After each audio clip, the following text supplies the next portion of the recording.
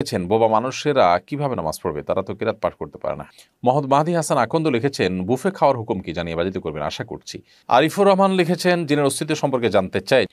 তরফদার মাহবুব আপনি লিখেছেন আমি বাসায় নামাজ আদায় করার সময় আমার 2.5 বছর বয়সী এক মেয়ে সাথে নামাজে অংশ নেয়, কিন্তু সে মাঝে মধ্যে আমার সামনে দিয়ে হাঁটাহাঁটি করে, তাতে কি নামাজের কোনো ক্ষতি হবে? এনামুল হাসান আপনি লিখেছেন আমরা দুজন ওয়াদা করেছিলাম একে অপরকে বিয়ে করবো, এখন মেয়ে আমার থেকে কোনো কারণে সরে যেতে চাইছে, এখন আমাদের মধ্যে যে ওয়াদা হয়েছে তা ভঙ্গ হচ্ছে, এর জন্য কে দায়ী হবে? সুমাইয়া আক্তার লিখেছেন আমরা জানি জন্ম নিয়ন্ত্রণ করা উচিত নয়, তবে বাংলাদেশের প্রেক্ষাপটে অর্থাৎ আমাদের দেশে যে আয়তনের তুলনায় জনসংখ্যা অনেক বেশি, এমন অবস্থায় আমাদের সবার কি জন্ম নিয়ন্ত্রণ করা উচিত নয়? ফাতেমা বেগম এআইডি থেকে আপনি লিখেছেন আমার বাসার পাশে মহিলাদের জামাতে তারাবির নামাজ হয়, হুজুর খতম তারাবি পড়ান, যারা পড়ান তারা পর্দার আলে থাকেন, মহিলারা পর্দার অপর পাশে এবং কিছু মহিলা ঘরের মধ্যে পড়েন, এভাবে পড়া যাবে কিনা? এমডি আব্দুল্লাহ আপনি লিখেছেন বোবা মানুষেরা কিভাবে নামাজ পড়বে, তারা তো কিরাত পাঠ করতে পারে না। আল্লাহ রাব্বুল আলামিন যার যতটুকু সাধ্য আছে তাকে ততটুকু নির্দেশ করেন। লা ইউকাল্লিফুল্লাহু নাফসান ইল্লা উসআহা, আল্লাহ তাআলা কোনো ব্যক্তিকে তার সাধ্যের বাইরে কোনো কিছু করার আদেশ দেন না।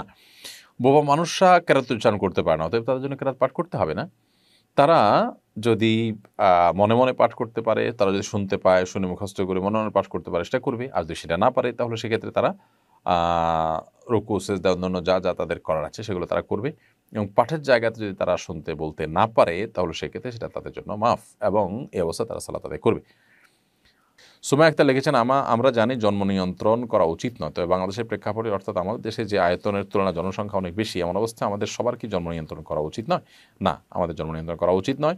আল্লাহ রাব্বুল আলামিন মানুষের রিজিক দাতা, এর চাইতে বেশি ঘনবসতিতে মানুষ এর চাইতে ভালো থাকতে পারে। চায়নারা একসময় মনে করেছে এটা তার জন্য হুমকির, আজকে তারা জন্মের স্বাভাবিক প্রক্রিয়ায় ফিরে আসতে পারছে না, এবং জন্ম নিয়ন্ত্রণ করতে গিয়ে মানুষের যে সন্তান জন্ম দেওয়ার টেন্ডেন্সি সেটাই বন্ধ হয়ে গেছে। এখন তাদের ওখানে রীতিমতো জেনারেশন গ্যাপ তৈরি হচ্ছে, এবং কোনোভাবেই সন্তান জন্মের হার, প্রয়োজনীয় যে হার, সেটাতে তারা ফিরে আসতে পারছে না। এজন্য এটা আসলে কখনো ক্ষতিকর, এটা কখনো উপকার বয়ে আনে না, এটা সবসময় ক্ষতিকর থাকে। আমরা পৃথিবীর অনেক দেশের কথা জানি, জাপান, কোরিয়া, থাইল্যান্ড, অনেক দেশের কথা জানি যে দেশগুলোতে একসময় তারা জন্ম নিয়ন্ত্রণ করেছে, এখন তাদের এত বেশি সংকট মানুষের যে তারা সন্তান জন্মের হার একেবারে কমে গেছে, এবং প্রণোদনা দিয়ে সেটাকে আর ফেরত আনতে পারছে না। মানব সভ্যতা পৃথিবীভাবে টিকে থাকে, এটা নিয়ন্ত্রণ করার জিনিস নয়, মানুষ কখনো বোঝা নয়, প্রয়োজন তাদেরকে প্রশিক্ষিত করে, শিক্ষিত করে, তাদেরকে যোগ্য করে গড়ে তোলা, যাতে করে তারা মানব সম্পদে রূপান্তরিত হয়। তাছাড়া এটার মানে হলো আমরা আল্লাহ তালার উপরে ঈমান রাখছি না। আল্লাহ তালা যদি আমাকে সৃষ্টি করেন তো তিনি আমার রিজিক দাতা, তিনি তো ঘোষণা দিয়েছেন মামিন দাব্বাতিন ফিল আরদি ইল্লা আল্লাহ রিজকুহা। অতএব আল্লাহর প্রতি আস্থার খেলাফ এটি, পরিষ্কারভাবে সমস্ত ওলামা ইকরাম এটিকে নাজায়েজ বলেছেন। এনামুল হাসান আপনি লিখেছেন আমরা দুজন ওয়াদা করেছিলাম একে অপরকে বিয়ে করবো, এখন মেয়ে আমার থেকে কোনো কারণে সরে যেতে চাইছে, এখন আমাদের মধ্যে যে ওয়াদা হয়েছে তা ভঙ্গ হচ্ছে, এর জন্য কে দায়ী হবে? প্রথম কথা হলো, বিয়ে করার যদি পরিকল্পনা করে না কেউ অন্যকে, এবং ভালো লাগে দিনই কারণে অন্তত, তাহলে সেক্ষেত্রে অভিভাবকদের মধ্যে বিয়ের ব্যবস্থা করা উচিত। কিন্তু কোনো কারণে যদি সেরকম সুযোগ না হয়, বরং এটা হারাম সম্পর্ক, রিলেশন তৈরি হওয়ার একটা মাধ্যম হয়, যে ঠিক আছে বিয়ে করবো, আমরা তো চূড়ান্তই করলাম, তাহলে যেহেতু আমরা ওয়াদা করেছি তাহলে এখন আপাতত হাই হ্যালো চলতে থাকুক, তাহলে এই হারামের পথ থাকলে সেই জায়গা থেকে বরং সরে আসা কর্তব্য।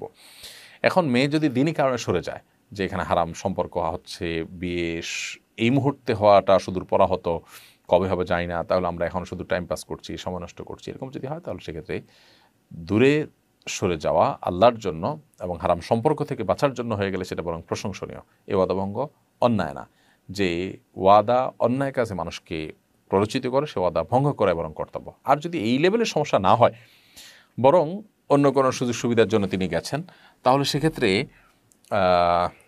এই জাতীয় ওয়াদা রক্ষা করার যদি সুযোগ থাকে এবং দিনই কোনো কারণ ছাড়া যদি ওয়াদা ভঙ্গ করা হয়, তাহলে সেক্ষেত্রে সেটা অবশ্যই প্রশংসনীয় হবে না, যার কারণ হবে তিনি মন্দ কাজ করছেন, এবং অভিভাবকদের মাধ্যমে বিবাহের আয়োজন করা উচিত। তবে কোনো প্রকার বিবাহ বহির্ভূত হাই হ্যালো যোগাযোগ, আড্ডা, সময় কাটানো, এরকম হারাম কোনো সম্পর্ক করা ছাড়া, যদি সেরকম সম্পর্ক হয় তাহলে বরং এটা ভঙ্গ করাটাই উত্তম।